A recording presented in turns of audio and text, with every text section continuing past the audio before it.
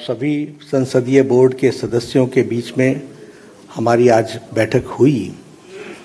और हम सब लोग जानते हैं कि 15 जून को राष्ट्रपति के चुनाव की अधिसूचना जारी हुई थी और उसी समय ये अधिकृत किया गया था पार्टी की ओर से कि हमारे वरिष्ठ नेता भारत के रक्षा मंत्री श्री राजनाथ सिंह जी और मैं पार्टी के अध्यक्ष के रूप में विभिन्न घटक दलों से और हमारे जो यूपीए के पार्टियां हैं उनके नेता उनके साथ हम बातचीत करें और बातचीत करके राष्ट्रपति के चुनाव के लिए सर्वसम्मति बनाते हुए हम आगे बढ़ें। हमारे आदरणीय राजनाथ जी ने यूपीए के घटक दलों के नेताओं के साथ बातचीत की, कुछ के साथ उन्होंने बातचीत की, कुछ के साथ हमने बातचीत की। बातचीत का दौर चलता रहा लेकिन कोई सर्वसम्मति पर आने की बात हो नहीं पाई और नामों की चर्चा के बारे में भी कोई सर्वसम्मति नहीं हो पाई। और आज हम जानते हैं कि यूपीए ने अपना राष्ट्रपति का प्रत्याशी घोषित कर दिया है। इसलिए आज की बैठक में हम सब लोग जो संसदीय बोर्ड के सदस्य थे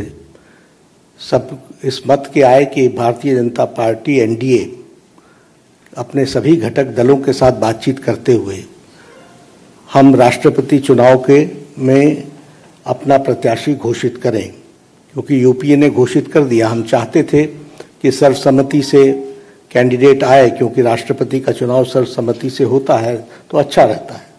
लेकिन इस प्रकार का उन्होंने जब कैंडिडेट घोषित कर दिया तो हम लोगों ने आज बैठक में हमारे अपने एनडीए के घटक के लोगों के साथ बातचीत करते हुए और लगभग 20 नामों पर हमारे यहाँ लंबे दौर की चर्चा हुई और चर्चा में सब लोगों के साथ बातचीत करते हुए एक सर्वसम्मति इस बात पर बनी कि सभी नामों पर चर्चा हुई, विस्तृत चर्चा हुई, लेकिन कुल मिलाकर के ये बात सामने आई कि हमें प्रत्याशी के रूप में कोई पूर्व से ढूंढना चाहिए, भारत के पूर्वी क्षेत्र से ढूंढना चाहिए और हो सके और हमारा प्रयास हो महिला को हमको स्थान देना चाहिए। और आज तक कोई आदिवासी ट्राइबल प्रत्याशी राष्ट्रपति के रूप में नहीं आया है, इसलिए हमें ट्राइबल पर और पहली बार कोई ट्राइबल को भारतीय एनडीए की तरफ से हम कैंडिडेट बना सकेंगे, ऐसा संसदीय बोर्ड पार्लियामेंट्री बोर्ड का मत था। और इसलिए श्रीमती द्रौपदी मुर्मू इनको राष्ट्रपति का प्रत्याशी घोषित किया गया है एनडीए की तरफ से। और हम सब जानते हैं कि श्रीमती द्रौपदी मुर्मू जैसे राधाकृष्णन जी शिक्षा से जुड़े हुए थे, सर्वपल्ली राधाकृष्णन राष्ट्रपति के रूप में, उसी प्रकार द्रौपदी जी का भी जीवन आजीवन शिक्षा से जुड़ा रहा और वो टीचर के रूप में, शिक्षक के रूप में उन्होंने अपना जीवन प्रारंभ किया। बाद में वो काउंसलर भी बनी और वाइस चेयरपर्सन रायरंगपुर की बनी और उसके बाद उन्होंने एक लंबा अरसा विधायक के रूप में देखा और विधायक के रूप में वो मंत्री बनने का भी उनको सौभाग्य मिला। उन्होंने सरकार में मंत्री के रूप में भी गवर्नमेंट ऑफ उड़ीसा में transport, commerce, animal husbandry ministry और फिशरीज मिनिस्ट्री को भी उन्होंने संभाला। और सबसे अच्छी बात यह भी रही कि उन्होंने Neelkanth award for best MLA 2007 का वह भी उन्होंने अर्जित किया, उनको मिला।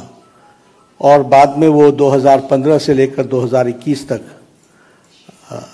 झारखंड स्टेट की गवर्नर रहीं। तो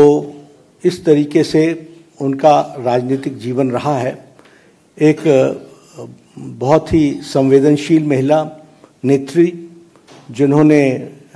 शिक्षा से अपने आप को जोड़ करके जीवन में आगे बढ़े और जो जो जिम्मेवारियां उनको दी गई उन्होंने बहुत उत्तम तरीके से उसको निभाया है। इसलिए एनडीए ने और एनडीए के सभी घटक दलों के साथ बातचीत होते हुए आज संसदीय बोर्ड ने श्रीमती द्रौपदी मुर्मू को अपना राष्ट्रपति के कैंडिडेट के रूप में घोषित किया है। बाकी जानकारियां और डिटेल हम देंगे, उनका बायोडाटा आपको अटैच कर दिया जाएगा। यही घोषणा मुझे करनी थी, तो ये भी सब डिटेल्स वर्कआउट होगा, हम लोग उसके दृष्टि से चर्चा करेंगे, लेकिन घोषणा हुई है यह मैं कहना। बहुत बहुत धन्यवाद। तो महत्वपूर्ण समाचार भाजपनी संसदीय दળની બેઠક જે હમણાં જ પૂર્ણ થઈ અને ત્યારબાદ જેપી નડ્ડા દ્વારા એક મહત્વપૂર્ણ જાહેરાત કરવામાં આવી અને એનડીએ દ્વારા જે રાષ્ટ્રપતિ નામના જાહેરાત કરવામાં આવી છે તે છે દ્રૌપદી મુર્મુ। જી હા, આગામી મહિનાની 25મી તારીખે દેશને નવા રાષ્ટ્રપતિ મળવા જઈ રહ્યા છે, ત્યારે ભાજપની સંસદીય દળની બેઠક ચાલી રહી હતી, નોંધણી પ્રક્રિયા ચાલી રહી છે અને 29 જૂન જ્યારે ફોર્મ ભરવાની છેલ્લી તારીખ છે તે દરમિયાન સરકાર અને વિપક્ષ તરફથી રાષ્ટ્રપતિ પદના નામના ઉમેદવારો પર ચર્ચા થઈ ચૂકી હતી શરૂ અને ત્યારબાદ આખરે કોના નામ પર આ મહોર મારવામાં આવશે તેના પર સવાલ હતો। જો કે આદિવાસી રાષ્ટ્રપતિ પર એનડીએ ભાર આપશે તેવી શક્યતાઓ જોવા મળી રહી હતી, કારણ કે દેશમાં અત્યાર સુધી આદિવાસી સમુદાયમાંથી કોઈ વ્યક્તિ રાષ્ટ્રપતિ નથી બની શકી અને એટલા માટે જે 3 નામ રેસમાં ચાલી રહ્યા હતા, જેમાં અનસુયા ઉઇકે, આનંદીબેન પટેલ અને દ્રૌપદી મુર્મુ હતા, જેમાંથી દ્રૌપદી મુર્મુના નામ પર સરકારે મહોર મારી છે।